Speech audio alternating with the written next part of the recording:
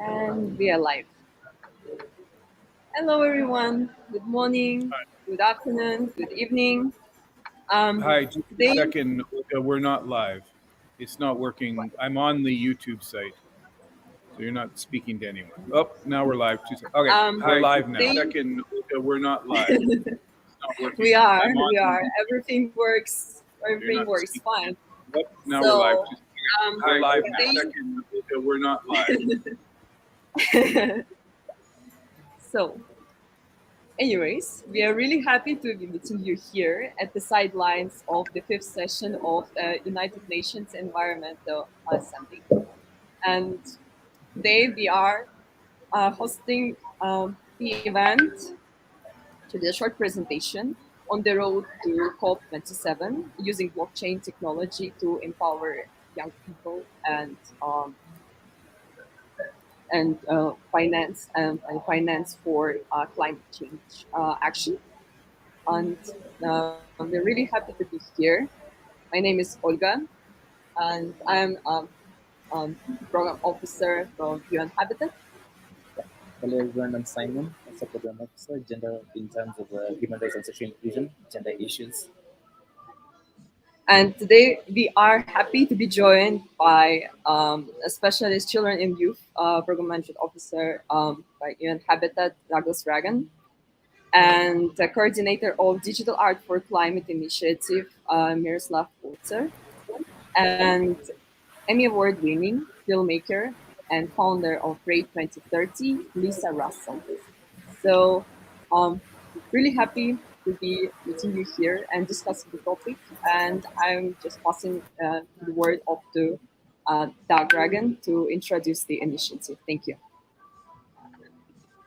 Great. Thank you so much, Olga. Let me just thank everyone here from Nairobi, Kenya, at UNEP and UNEA, the UN Environment Organization's biannual conference.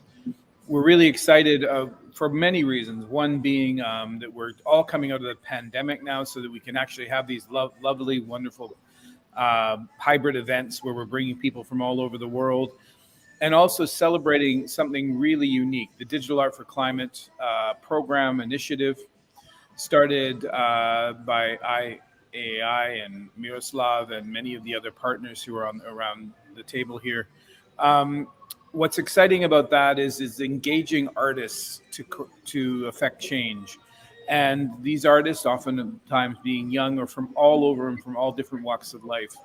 One of the artists that we're very proud of is here in Nairobi, the Graffiti Girls. We'll hear more about them later on and see a video.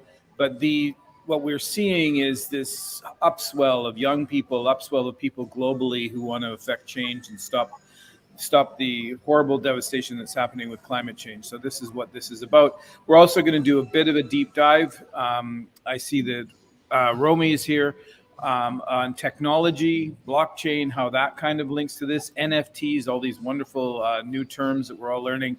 And so we're going to do a bit of a deep dive on that too. So anyways, just big welcome from UN Habitat, from UNEP, also mentioned by Olga. This is part of the World Environmental Situation Room, a really unique program out of UNEP that we're partnering with the UN Habitat, and we're really excited to be involved in the Situation Room, which is basically live understanding of what's happening globally with the environment, so you can log in anywhere and anytime.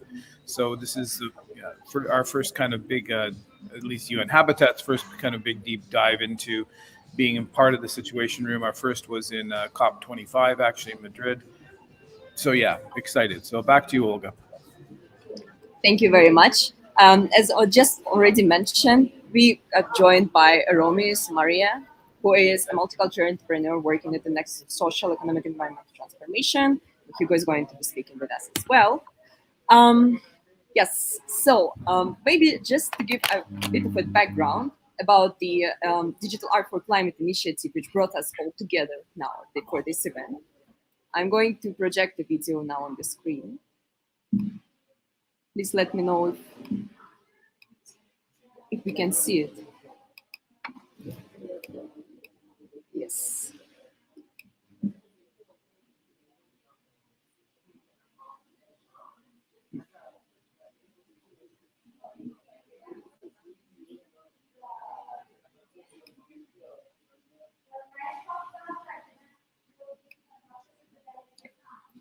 I think it's not possible now to project this, so probably, Lisa, if it's possible to switch on the video on your laptop, that would be really great, and then we can project it.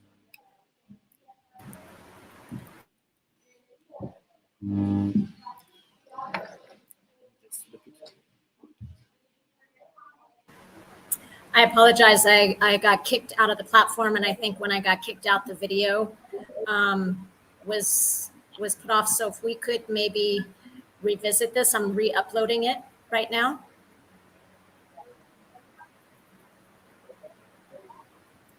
I think what we could do. Okay, you ready? I will show it. Can you see it?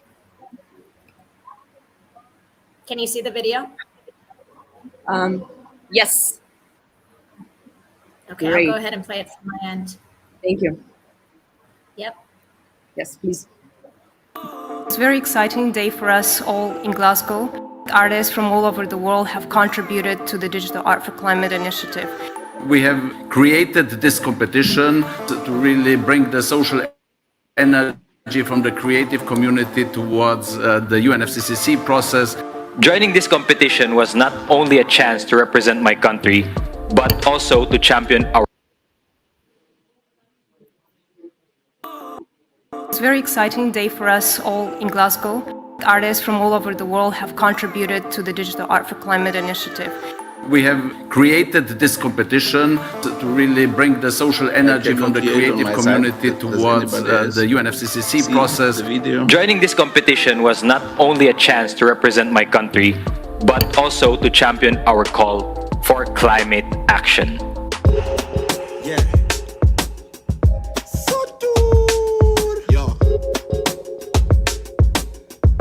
Young mothers are also involved in the art competition, which was in COP26, and they won a special award.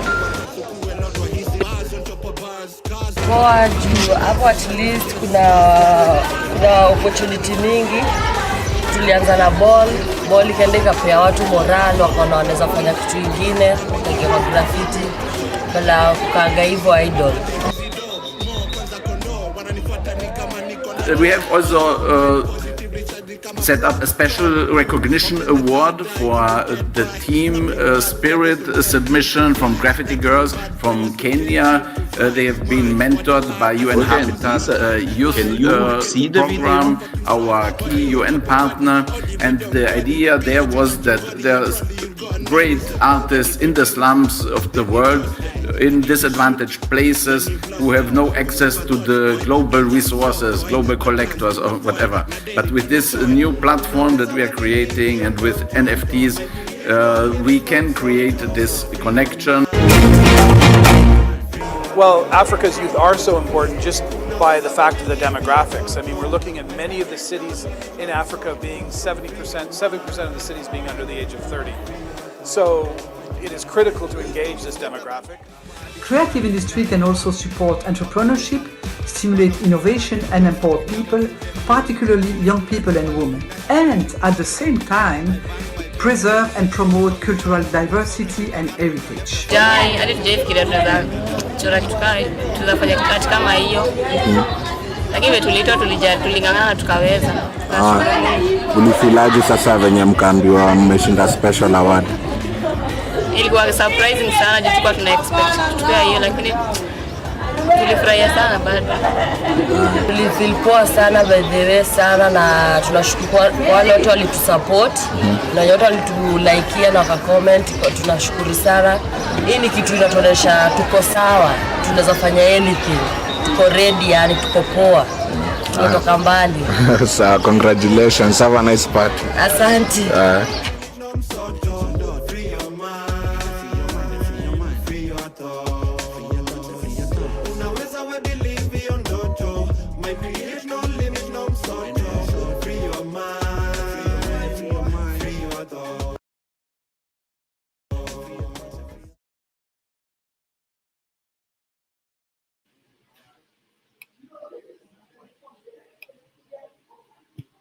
Okay, so this was a sneak peek into the initiative. So thank you very much for putting it together, Lisa. And also we're going to be having This video is the basis for the presentation on the COP27 coming in Egypt. Yeah, so just a little bit, a couple of words about the initiative. So United Nations announced in 2021 as the year of creative economy for sustainable development to recognize the value and of creativity as a powerful resource for sustainable development and climate action. So digital art for climate in partnership with Habitat and Locha and lot of partners coming from different sectors is an initiative to accelerate that force. Yeah, the digital art for climate change is an unprecedented multi-stakeholder partnership initiative that uses blockchain technology to turn art into digital assets or NFTs, which can be collected and traded, and thus opens up a technological innovation space that helps unlock extraordinary potential for resource mobilization and climate development. So that's just a couple of words about the initiative. Who knows better about the initiative is the coordinator of it, Miroslav Polzer, who is currently with us. So please, Miroslav, tell us a little bit more about it, and the floor is yours. Thank you very much, Olga, Simon, and Doug. It's such a pleasure being with you on this hybrid event and being connected with Nairobi, UN Office Nairobi, where the UN Environment Assembly is taking place, such an important event and a moment in time for the world, which is in a climate crisis and a deteriorating climate crisis, and we see that things need to be changed. Really, our thinking needs to be changed. Our resource use decisions need to be changed. The way we work together on securing a good life for all need to be changed. And here we have identified culture, the combination of culture and technology as the formula for success, to really inspiring everyone to start caring about the climate and to start thinking what the individual can do. And so with Digital Art for Climate, we had call for contributions, art competition. We launched this on International Youth Day on the 12th of August last year. And we have such wonderful cooperation partners like UN Habitat Youth Program with this vast network of young people in the cities and settlements globally that have talent, that have entrepreneurial spirit and everything, but they are, for the time being, often lacking entry points to contribute to global goals. And with this, our initiative, we are providing this entry point in a way that is meaningful and rewarding. So as has been said by Olga and Simon, we are taking these entries, these artworks from the art competition, which we have distilled in a curated process into a collection of 30 artworks. Our COP26 United Nations Climate Conference in Glasgow collection. And now we are turning this with blockchain technology into digital assets, into NFTs, non-fungible tokens. And at the end of March, we are going to start an auction and monetization of these NFTs, and with the revenues being shared among artists, 15%, 35% a youth climate action fund that we will connect also with the youth engagement work of the World Environment Situation Room, and 50% also for setting up programs for building the intellectual, technological, and institutional infrastructure for getting everyone engaged in climate action. That's in the framework of the United Citizens Organization for Action for Climate Empowerment that we have also announced at the COP26. And but I will perhaps give back to you first, just as an introduction, that we are the ones who are working on systemic solutions, youth focus, culture, and digital innovation. And with this, we are building some kind of next generation of the United Nations system for non-state actors, because we see the UN system currently, governmental negotiations are important, but in order to translate global goals into action and impact and income opportunities for young people, we need additional structures, and these we are building with the United Citizens Organization. And Digital Art for Climate is the social energy motor that and generator that is connecting us with the creativity of the people around the world. Giving back to you, and thanks for having me. Fantastic. Thank you very much, Miro, for this introduction to the initiative. To me, it was always very interesting how the NFTs and climate action and economic empowerment of the disadvantaged populations can be linked together. And I think this is something that probably Romy can explain a little bit more to us. So Romy is CEO and co-founder of the A Big Life, a London-based business that builds and supports communities to foster purpose, deliver impact, and prioritize sustainability. So thank you very much for joining us. Romy, the floor is yours. Can you hear me okay? Yes. Fantastic. Hey, everyone. Thanks for having me, and sorry for not being on the camera the whole time. My signal's not the best right now. But yeah, look, I think we're in a really interesting place in this kind of digital revolution now.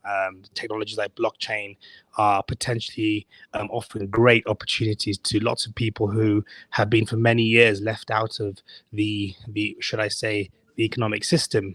And I think if we look at, for example, what NFTs can do, they can really empower individuals, creators, and give people a chance to put value on their work and find a market in a way that wasn't possible before.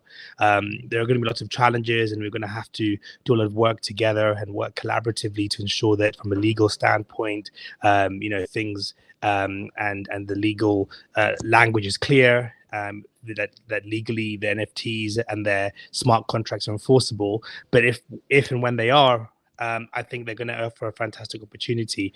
And moreover, I think, blockchain as a whole can really be a starting point to open up and democratize the way we can, mobilize resources. And that's what we've been doing with Miroslav and his great initiatives. It's all about making sure that everybody in the world has access to the same resources and opportunities. And that's what we can do with blockchain, the transparency, the trust, but also the fact that it's a new chance, it's a new economy that's been created. And I think that's what's really exciting.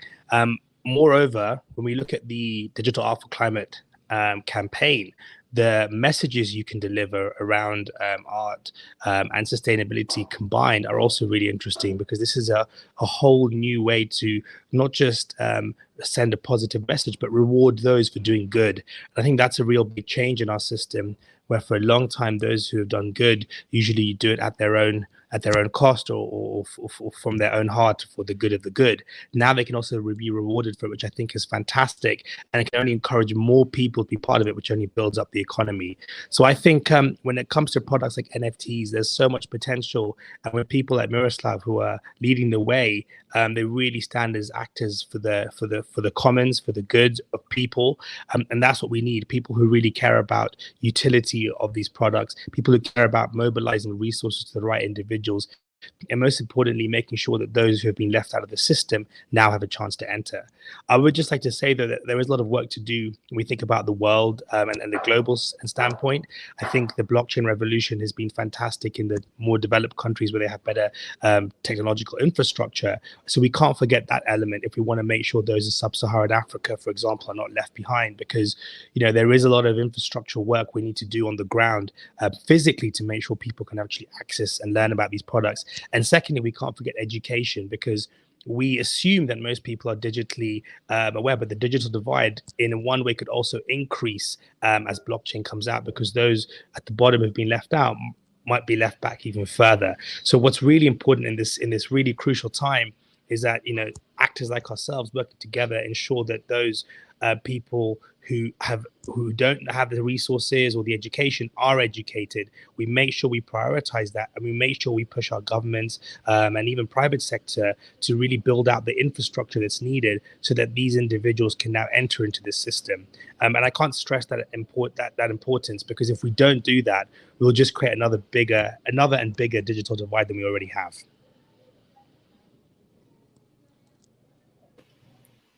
Thank you very much, Romy. I think this is a very important point. We need to utilize technology to leverage the change rather than bringing more, rather than increasing the digital device that we are having at the moment. Just maybe a small announcement that Simon wants to make before we continue. Thank you for everyone joining us across the world from the various different streaming platforms. If you have any questions, please post them in chat, and then we'll direct them to the panelists and also engage everything else. And thank you so much. The session is on YouTube, Twitter, Facebook, and all other sections. Thank you. Special regards to Eric Litzwa, who's joining us, and thanks us for allowing him to the World Environment Situation Room to host this session on YouTube. Thank you for joining us, Eric. Fantastic. So I would say, last but not least, we are having Lisa joining us. Just speaking of creativity, of art, I think it's really important to bring a person who motivates young people on her workshops to create change, not only to the environment, but also bringing change to their own lives, utilizing the power of creativity. So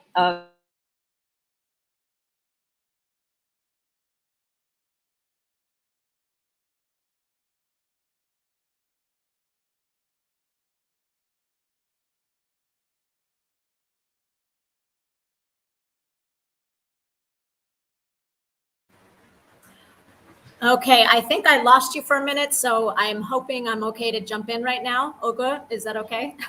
Great. So greetings, everyone. I'm calling in from Mombasa. Yeah, I wanted to emphasize what Olga said at the beginning, that it really is an exciting time for practicing creatives. I've been working in the UN NGO sector during the Millennial Development Goals, now the Sustainable Development Goals. And there's nothing quite like the excitement and interest, I think, in engaging artists and the power of art in development. And, so much so that the UN declared 2021 as the International Year of Creative Economy for Sustainable Development. So I work as a filmmaker. I'm both a one-person crew documentary filmmaker. I'm a screenwriter. And this NFT and digital art space is very, very new to me. And I think what I want to talk about or just put out there as a point of discussion is that the digital divide is very, very real in this space. I'm very techie. I've done a lot of tech stuff. I've programmed in Unity. I edit my own films. I'm very techie, and transitioning into understanding the NFT world is a lot. It's actually, everything from understanding the culture, where you're talking about the Discord channels, to smart contracts, to designing NFTs, to doing collections, which is what I'm really focusing on right now. I think that that we cannot underestimate sort of how much the digital divide, especially during COVID, has the potential to really separate the artists from the global north from those from the global south. And what I appreciate in working with Doug and UN Habitat is that he's very conscious of that. And so what we're talking about is aligning sort of people who are already very well versed in the digital space with people who are still sort of off the grid, because their work and their art is important. But to expect that we're going to necessarily teach all of these, graffiti artists, musicians, poets, how to fully engage in this digital space, I think is asking a lot. And I think with time, there will be more resources, platforms, things that are going to make it easier for people. So you don't have to understand coding. You don't have to understand programming in order to maximize your value in this space. So I also, in addition to being a filmmaker, I run a collective of artists from around the world, primarily BIPOC artists, called Create 2030. And one of the things that we really focus on is ensuring that we leave no artist behind. And that was really made apparent to me when I got stuck in Kenya during COVID, and I wanted to sort of give back to the creative community because the COVID pandemic had really wiped out a lot of work for people, myself included. I lost like 7 gigs, I think, in like 2 or 3 days. And so I thought, okay, I'll do all these workshops. I'm launching this Arts Envoy program. People will join me. And the reality is, artists here either don't have access to the internet to join a 2-hour webinar or can't afford the bundles. And so what I transitioned into is doing live workshops. So I would tailor my sort of mentorship to the global North artists through platforms, Patreon, YouTube, whatever. And then I would ensure that I go out and do live workshops. And so I'm super excited to be a part of this, not only because this is such an exciting space, but I do really appreciate, and I'm genuinely saying this, that under Doug's leadership and under UN Habitat, that they are really thinking through, and, even with Miro, giving a special award to the graffiti girls is recognizing that we're not just gonna highlight and amplify people who are already killing it in this space, but that we're going to really work on ensuring people at the community level get access to resources, opportunities, or whatnot to grow. And so that we all sort of, as creatives and people of the creative economy benefit from this exciting new space. So I think that's all I wanted to say.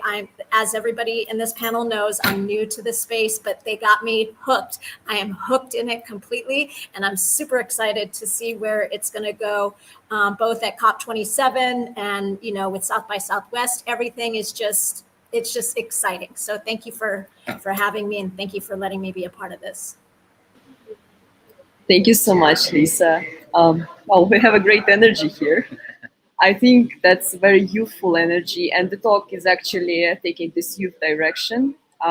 What we told you already that Simon and myself, we've been working with UN Habitat, but what we didn't disclose is that we're working in a youth team, UN Habitat. So for us, it's really important to kind of see how young people can benefit from the technology, from the technology of blockchain and digital art, how they can actually also bring benefit to their own communities and their own lives. So essentially, I just wanted to reiterate our request from people who are joining us from different parts of the world to ask the question to the speakers because we still have time.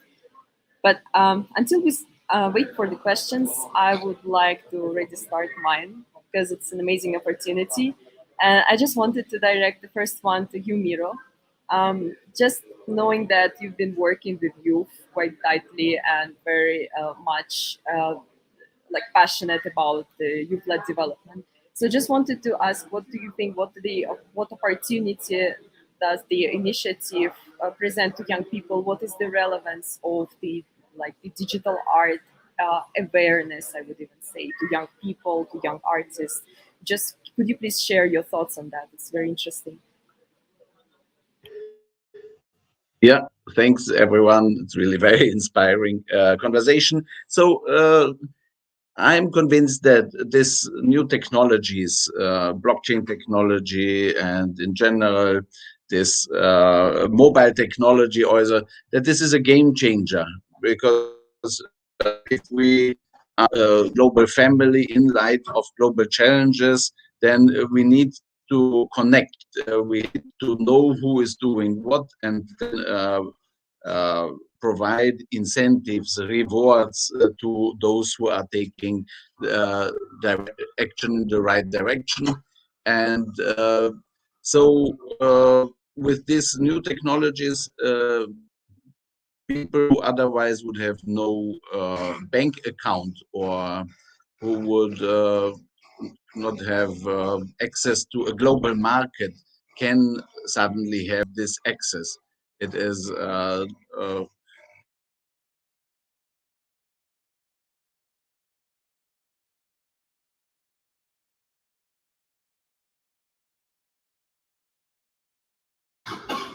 think Miro dropped off. And you're mute, Olga. Oh yeah. So we experience all sorts of technical issues today. Um, Hopefully, Miro will be back to us.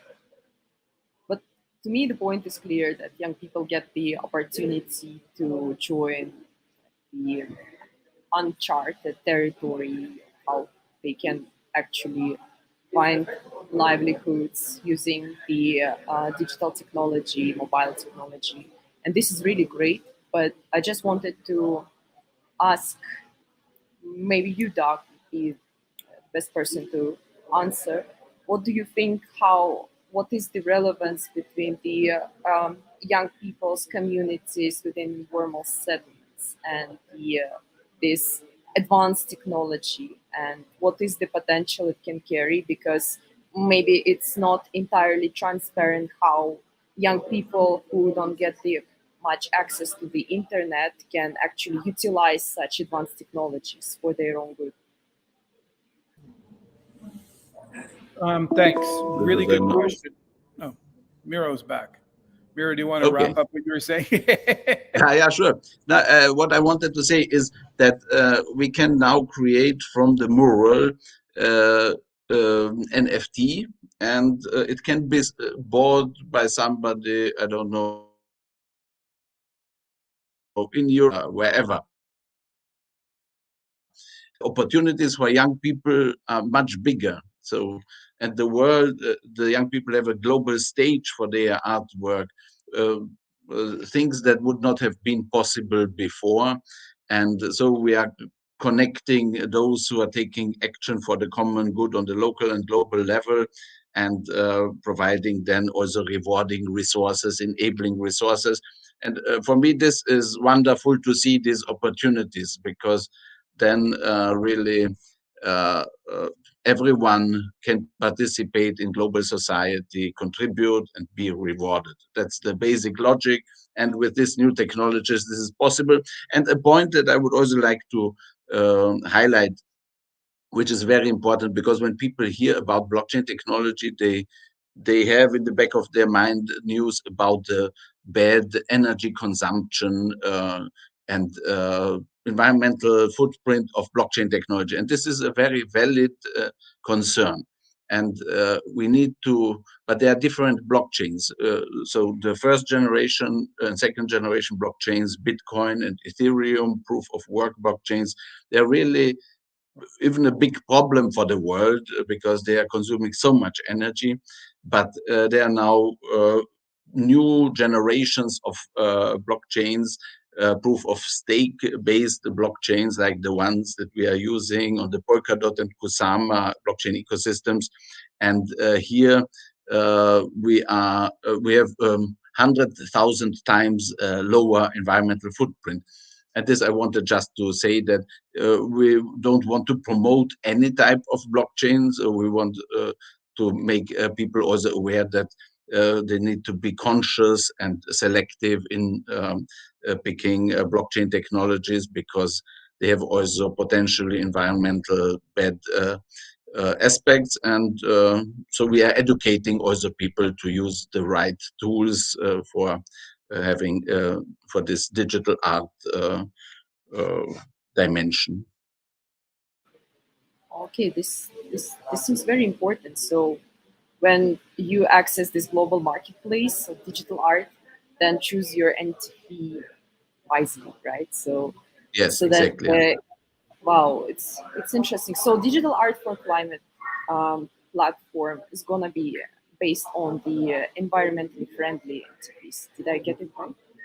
Yes, you got the point. Of course, that's why we are here, and that's why we are discussing. So now, Doug, then just getting back to the question that I asked you. So now we see another concern comes at the top of it. So not only accessing digital marketplace as an artist from the informal settlement, but also knowing like and being very environmentally conscious about choosing the right platform. So what is your take on this? How do you think it can be reconciled? Thanks, Olga, and thanks, Miro, and Lisa and Romy, who's left. I mean, it's really a triple bottom line prospect. It's economic, social, environmental. I mean, and that's where we can't have any one without the other. I think sometimes we get lost in the bling of, oh, it's a sexy NFTs, and you see this whole the discussion going on globally about what NFTs are and such. And I think it's important, but we want to really bring it right down to the basics. Is it harming the environment or is it improving the environment? Number one. And actually, these aren't 1, 2, 3. I'm just saying them based on what comes to mind first. Number two, economically, we can't do these things if they don't have economic benefit for everyone. And this is the question you're asking, Olga. So we just to note, we have 2 more editions of this Situation Room at 9 a.m. tomorrow and 9 a.m. on the 3rd. And we're going to be bringing in young people who are actually benefiting from blockchain technology, benefiting from digital art, from the informal settlements. So it's not just the hip and the happening in the big cities of the world, but it's also people who are living in informal settlements such as Mathari, who won this award. So economic is core and social, that it has social benefit. We've also seen a lot of criticisms of social media being fake news and so on and so on. I mean, we want to assure from all sides that this moves us socially forward in an equitable way, that everyone gets the opportunity. So that kind of triple bottom line approach is what we're applying to this. I mean, again, I'm not the tech guy, that's Miro. And then I'll pass it over to Lisa, who's the arts person. I'm kind of the person in the middle who's just looking at young people. Young people make up 70+% of the population of Africa. If you're going to move anything forward globally, you need to engage young people, period, final endpoint.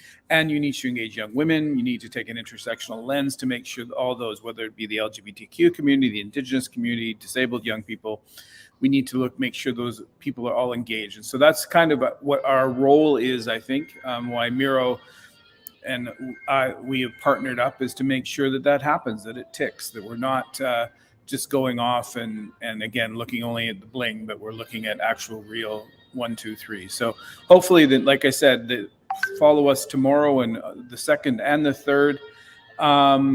We also, I'm just getting pinged by Emmanuel Jal, who is a former child soldier and I think is watching right now. Hopefully we're going to have him on maybe on day 3 with Lisa. Hopefully we'll be here as well live in Nairobi. And Manuel says he's traveling tomorrow, so we'll see. But hopefully we'll get Emmanuel here. But if not physically, then virtually. Yeah. So I mean, I think it would be great to engage and follow through with as many people as possible as we move to COP27, which is going to be held in Egypt, and that's going to be a real important time, especially. And I think we cannot also not recognize the context of we're in a very major a war right now, basically in Europe, and there's been many wars all over the world. This is one that's maybe taken more prominence for whatever reason. But I mean, there's nothing more degrading to social, economic, and environmental values than war. And we're all about peace and really promote that we must, everyone must push towards peace, that we stand with those who are those who are facing this, and that we need to bring this to a peaceful close. Because whatever we do, war could be so destructive, and we just can't let that happen. So I'll leave it there. Pass it back to you, Olga, and then we'll, thanks. Thank you, Doug. Actually, you addressed something which is on the top of the mind of a lot of people nowadays. Just a really quick one to Lisa, because I'm really curious. Now we are running out of time a little bit. But I think it's really important because you just already mentioned that maybe just as a person quite new to the idea of this digital art and everything, I think that your insight is very valuable as the person being well vested in the idea of creative economy. So I just wanted to know what is your opinion? How does this idea of digital art initiative fits into this idea of creative economy as a means of economic empowerment for people from different backgrounds. Could you please just give us a couple of words on that? Sure. So I'm just going to speak honestly. And Doug, I hope you don't kill me sort of afterward. But I think that we cannot dismiss the importance of the bling bling for artists, not because artists are money hungry. If we were, I think there's a lot of other career paths we would have chosen. But there's a lot of artists, both youth artists and older artists who've been in the game for a very long time, who see this as an opportunity to finally get compensated in a way that will allow us to do all the extra great work that we want to do. To make money from NFTs while it's still possible is something that I don't want to dismiss, because the reality is working as a working class artist is incredibly difficult. You struggle, it's hard to save money, the pandemic like wiped your career thing. And so maybe I would say instead of maybe, you know, talking about it as bling bling, it's sort of like an investment. It's like, you know, I don't have a retirement plan, and I've been working as a filmmaker for how long in certain sectors. I don't have a house. I don't have anything. And so looking at it instead of sort of the bling bling and let's just, you know, make quick cash on it, as more of an opportunity to create sort of a long-term investment or fund for artists to be able to, again, continue the work that we love to do. The reality is, if I were to make $1 million from NFTs, I probably wouldn't change my life too much. I would just be able to do things on a level that I know I'm capable of. And so when we talk about the economic impact, I think artists' ears pop up, because it's like, oh, wow, we finally have an opportunity to make money from our artwork in a legitimate way. Working in the UN NGO sector, I can't tell you how many times I've worked for free because there hasn't been a budget for artists. This can also change that game. We can invite climate artists to participate in COP27 without asking them to work for free and then using their art for free. It's sort of like, we'll engage you, create art, but you know what? On the back end, we're going to figure out how to promote your work so that you make some sort of monetary compensation. So this addresses sort of, you know, one of the things I talked a lot about were a lot of these arts contests that were popping up during the pandemic, because they weren't looking at the economic solutions. You were asking artists to work for free, and then on the back end, you were taking our ability to license our artwork away from us because you were giving it for free to Facebook, to BBC, or whatever. So you're creating a harmful environment for artists. This is a way where, and another thing I'll say is that, you know, a friend of mine did the big sculpture, the faucet sculpture that's at UNEA right now. He's one artist that was commissioned to do one great piece of artwork. And that's usually what happens at every, you know, major conference or whatever. It's like, okay, we can invite one artist to do a performance. We can do one artist to do a wrap-up performance. With this, you can invite hundreds of artists to participate at COP27 and provide a platform for them to expose their work, get exposure for their work, to sell their work or whatnot. So I think this NFT and the digital art for climate, I'm excited to be involved, because I think I can take the solutions that I've been working on as Create 2030 and apply it to this and argue why something like this could really benefit artists wanting to work in the sustainable development space, but either like can't get paid, don't know how to access it, aren't in the know, aren't in the, you know, oh, I want to stand up and perform, but I don't know people who curate. I don't know the UN. This opens up to a lot more opportunities from artists of a lot of different backgrounds. And so I think all of that makes this really critically important. And I'm really excited to be part of this conversation. Again, not because it's like a craze or whatever, but it can provide solutions, sustainable solutions, which we're going to talk about on the 3rd, to the creative economy. And it's for working class artists. I can't tell you how valuable that is. So I will stop my rant, but to say that it's exciting and I want to make money from this. I want Create 2030 to make money from this. I want the artists in Mathari and the digital artists in Nairobi to make money from this. I want the movement to make money from this. I'm not afraid to say I would like for this to generate income for people who've struggled so long without a supportive economic, or, you know, I don't know what I'm looking for, like just a a regular cash income way to live. So yeah, that's all I'll say. I'm excited, and thank you, Doug and Miro, for pushing me into this space, because it took me a while. I was like, yeah, I'll learn about it. Let me figure it out. And then once I did, I was obsessed. So thank you for the inspiration. Wonderful. Amazing. Yeah, I think and just in a quick response to Lisa, I have no problem being schooled by Lisa. I think she really knows what she's talking about. And all I'm promoting, I think, is balance. That we need to balance the social and the economic. And I mean, I'm all for young people in informal settlements globally making money off this. What I'm not for is people selling things for millions of dollars and then having no ability to share and just feeding a global class, as we've seen, of billionaires or millionaires that are all just doing this for whatever reason they are. They have every right to, but we have every right to push back and say, well, there's millions upon millions of artists. You only need to go into the informal settlements. You need to walk into Mathari. Every second person is creating art. We have this young guy, Gary, who's doing it. I've never seen a more prolific artist. I mean, the guy is cranking a song out a day. These are the kinds of people that need to, and they don't need to make, thousands of thousands. I mean, great if they would, thousands of dollars per song or whatever. They just need to make a living. And making a living in a lot of places in the world doesn't take a lot.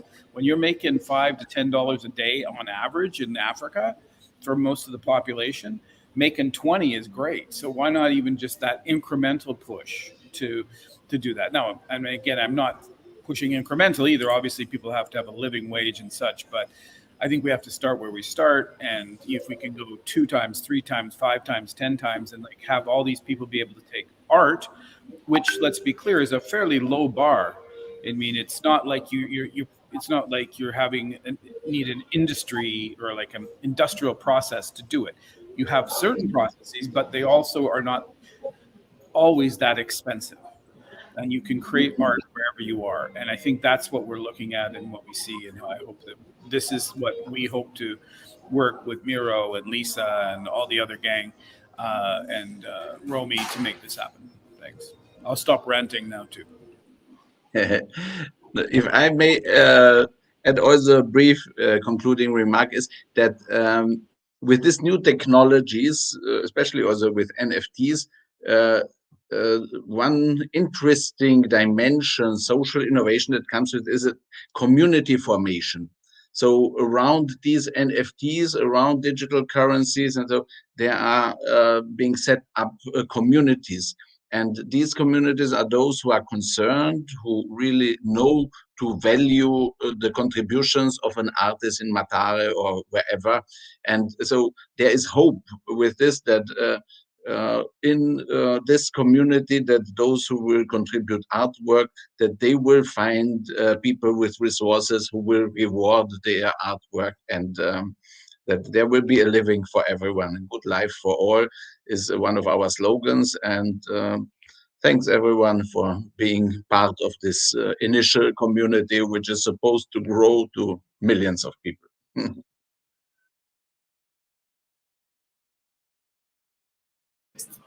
Thank you very much. Amazing conclusive remarks.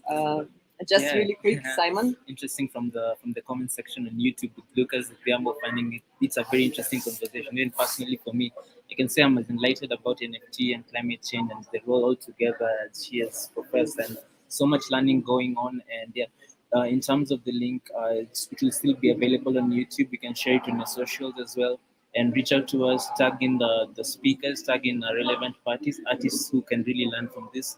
And yeah, it's all about going forward together towards COP. Yeah.